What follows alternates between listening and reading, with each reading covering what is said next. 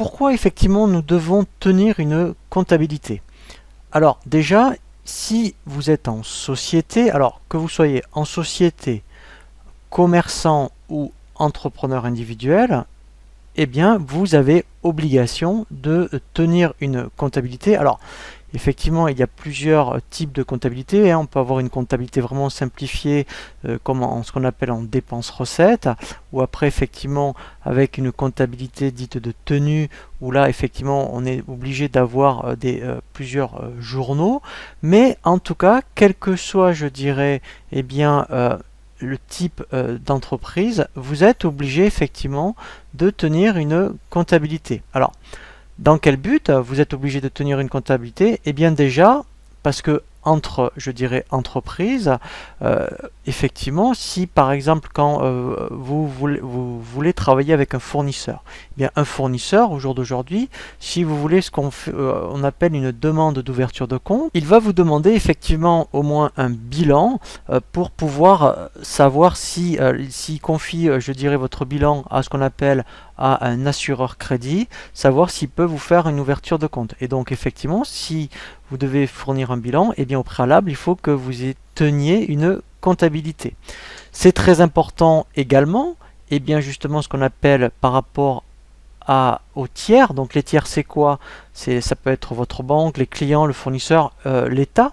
Et bien effectivement, pareil, au niveau de votre banque, si vous sollicitez un emprunt, eh bien votre banque va vous demander des états financiers, comme éventuellement un bilan, un compte de résultat et pourquoi pas d'autres, je dirais, documents par rapport à votre comptabilité. Donc effectivement, il faut absolument fournir une comptabilité pour pouvoir après effectivement présenter des documents à votre banque.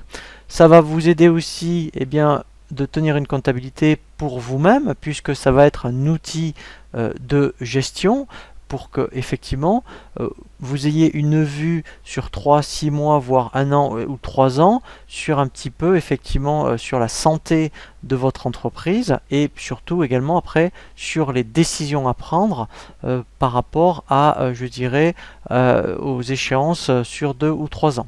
Et puis également, ça va vous permettre, si vous tenez une comptabilité, lorsque vous avez tout ce qui concerne effectivement les assiettes fiscales et sociales effectivement à remplir, à payer, eh bien c'est grâce à votre comptabilité que vous allez pouvoir le faire. Donc en fait, vous voyez, une comptabilité, effectivement, au jour d'aujourd'hui, eh bien c'est quasiment obligatoire, quelle que soit la structure que vous avez, pour vous-même ou par rapport effectivement à tous les partenaires avec qui vous travaillez.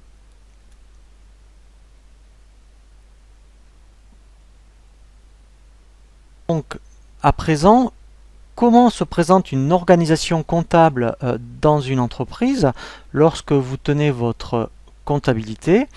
Eh bien, dans un premier temps, effectivement, vous allez donc saisir, je dirais, toute votre comptabilité, donc par rapport à des opérations soit d'achat, soit de vente, soit de banque, d'opérations diverses. Alors, on reviendra sur toutes ces notions, vous inquiétez pas, un petit peu plus tard par rapport à lorsqu'on va voir les journaux. Eh bien, vous allez donc enregistrer toutes ces opérations, on appelle ça des écritures, dans ces différents journaux. Lorsque donc ensuite eh bien, vous avez saisi tous ces journaux, vous allez faire ce qu'on appelle, vous allez le reporter dans un grand livre. Alors, c'est vraiment intéressant d'aborder ces notions dans cette formation base de la comptabilité parce que ces notions-là, vous allez les retrouver ensuite dans vos logiciels de comptabilité. Un grand livre, qu'est-ce que c'est? C'est le détail par compte, eh bien, je dirais de toutes les opérations tout au long de l'année. Si je prends un exemple, par exemple, lorsque vous saisissez dans votre entreprise vos factures de téléphone, eh bien, vous allez les enregistrer dans un compte et effectivement, puisque vous allez avoir plusieurs factures de téléphone dans l'année, lorsque vous voudrez consulter, eh bien, toutes les opérations par rapport à ce compte qui concerne les factures de téléphone, vous allez demander ce qu'on appelle l'édition d'un grand livre. Le grand livre donc va vous donner le détail par opération, et bien effectivement de vos charges ou produit par rapport à l'année. Donc ensuite, après, effectivement, lorsque on reporte toutes ces opérations dans un grand livre, eh bien, l'étape suivante, c'est d'établir ce que l'on appelle une balance. Alors, d'abord, qu'est-ce que c'est une balance? À la différence d'un grand livre où c'est le détail par compte, une balance, c'est l'inverse, c'est les soldes de chaque compte. Donc, si je reprends mon exemple par rapport aux factures de téléphone, si je demande un grand livre, je le détaille de toutes les factures à l'année, et donc à la fin j'aurai un montant, et bien lorsque je fais une balance, au lieu d'avoir le détail, et bien j'ai automatiquement ce qu'on appelle le solde de ce compte. On appelle ça une balance. Et effectivement, on parle de balance avant et après inventaire. Alors, ces termes-là, avant et après inventaire, sur des logiciels de comptabilité, vous ne les rencontrerez pas.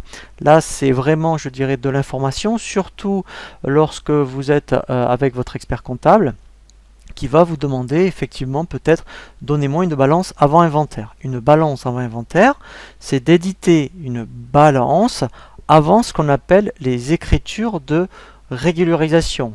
Les écritures de régularisation, alors on y reviendra sur des modules un peu plus tard, justement lorsque vous voudrez comprendre et lire un bilan et un compte de résultat, eh bien effectivement il faut faire ce qu'on appelle des écritures de régularisation. C'est surtout votre expert comptable qui va le faire pour que ensuite vous rééditez une balance en tenant compte de ces écritures, mais dans ce cas-là, on appellera ça une balance après inventaire. Donc, vous, dans un premier temps, vous allez saisir toutes vos écritures dans l'année et lorsque votre expert comptable va vous demander une balance, eh bien, elle sera tout le temps ce qu'on appelle avant inventaire.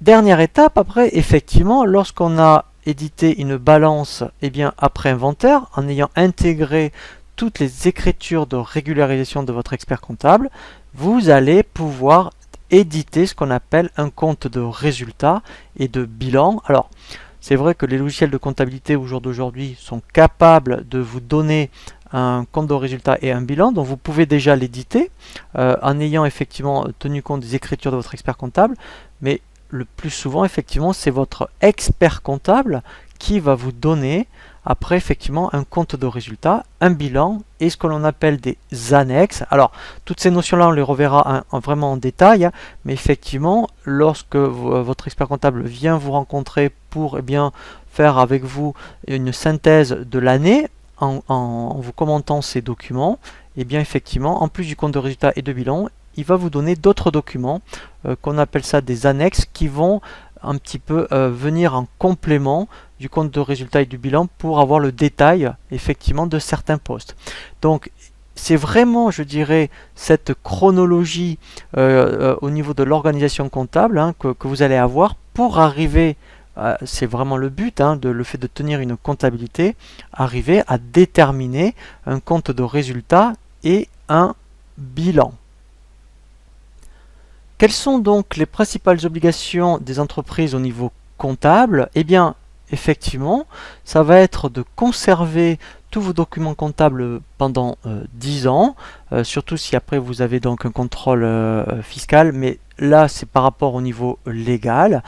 Et ensuite, ce qui est très important, c'est lorsque effectivement vous tenez votre comptabilité grâce à un logiciel comptable. Alors, quel que soit d'ailleurs le logiciel comptable, eh bien, il y a vraiment une méthodologie à avoir en fonction des journaux. Alors, on y reviendra en détail lorsqu'on verra le module de formation sur les enregistrements comptables, mais déjà, effectivement, par rapport à un contrôle fiscal, en fonction des journaux, donc d'achat, de vente, de trésorerie ou d'opérations diverses, effectivement, vous voyez, il faut que toutes ces écritures soient numérotées. Alors, il y a des principes au niveau de la numérotation, notamment au niveau des achats, des opérations diverses et du journal de trésorerie. On verra pour la banque, il faut que ce qu'on appelle les numéros de pièces soient en continu, c'est-à-dire que normalement, vous commencez par la pièce 1 et vous saisissez donc pièce par pièce, mais c'est le logiciel de comptabilité qui va effectivement vous proposer un numéro, et ce numéro, il faut le reporter sur la facture que vous êtes en train de saisir. Et effectivement, donc normalement, avant, on pouvait mettre, admettons, 2015, après 02 pour février, et puis après, en fait, il y avait 00 et un numéro. Et après, vous étiez au mois de mars, vous pouvez mettre 2015, 03, et voilà. Donc ça, en fait, ce n'est plus possible en cas d'un contrôle fiscal, puisque effectivement, il faut qu'il y ait une numérotation en continu. Par rapport au journal de vente, effectivement, en fait, là, le numéro, eh bien, il découle de source, puisque sur le journal de vente, ça va être vos numéros de facture. Donc là, on n'a pas le choix. À chaque fois que vous allez saisir une vente, eh bien, ça va être votre logiciel de facturation qui va vous donner un numéro qu'il faudra reporter sur le numéro de pièce de votre logiciel de comptabilité. C'est vrai que maintenant, lorsque vous avez saisi des opérations, on ne peut pas les supprimer ou en rajouter ultérieurement, puisque maintenant, effectivement, lorsque vous êtes sur les dernières versions de vos logiciels, il faut qu'il y ait une cohérence entre le numéro de pièce et la date. Alors, je m'explique. Par exemple, aujourd'hui, nous sommes le 10 février et vous avez saisi la pièce 15. Eh bien, logiquement, la pièce 16 doit être du 10, voire doit être du 16 février, mais elle ne pourra pas être du 10 février, puisque en fait on ne peut pas saisir avec, je dirais, en ayant antidaté. Ça, ce n'est pas possible. Donc théoriquement, même vous devriez avoir un message d'alerte de votre logiciel de comptabilité qui va créer ce qu'on appelle un événement. Et en fait, effectivement, c'est quand vous êtes obligé de fournir un fichier d'archives qui est demandé par les impôts. Eh bien, dans ce fichier d'archives, effectivement, il y a tous ces événements que peuvent lire les impôts, et à tout moment, ils peuvent vous demander un motif par rapport aux événements qui sont détectés. Donc après, effectivement, eh bien, on valide les écritures. Donc là, alors, c'est vrai qu'en règle générale, quand on est une entreprise, on le fait à la fin de l'année. Alors, c'est très important, la validation, puisqu'après, c'est irréversible. Alors, c'est vrai qu'il y a un terme comptable, lorsque sur vos logiciels de comptabilité, on parle soit de brouillard, soit de journaux. En fait, c'est si vous avez donc saisi vos écritures et que vous n'avez pas validé vos journaux, on parle de brouillard. Très souvent, vous verrez que même quand vous allez faire des éditions, vous aurez édition brouillard, édition journaux. Ben, ça veut dire que tant que vous n'avez pas validé vos journaux, ce seront des brouillards, donc vous irez dans les brouillards, et quand vous avez validé vos écritures, vous allez dans des journaux.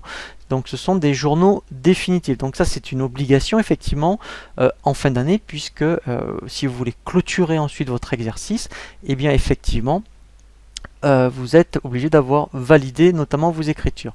Et après, effectivement, d'avoir une comptabilité informatisée, il faut être capable de pouvoir reconstituer à tout moment eh bien, les données qui ont été saisies. Donc c'est pour ça que effectivement, lorsque vous avez une comptabilité informatisée, eh bien en principe, au moins les 3 dernières années sont archivées, puisqu'après, dans le cadre d'un contrôle fiscal, on peut remonter sur 3 ans, et bien au moins, à partir de là, dans les fichiers d'archives, en fait, et bien tout le temps, en fait, ils sont vraiment, je dirais, sauvegardés sur 3 années.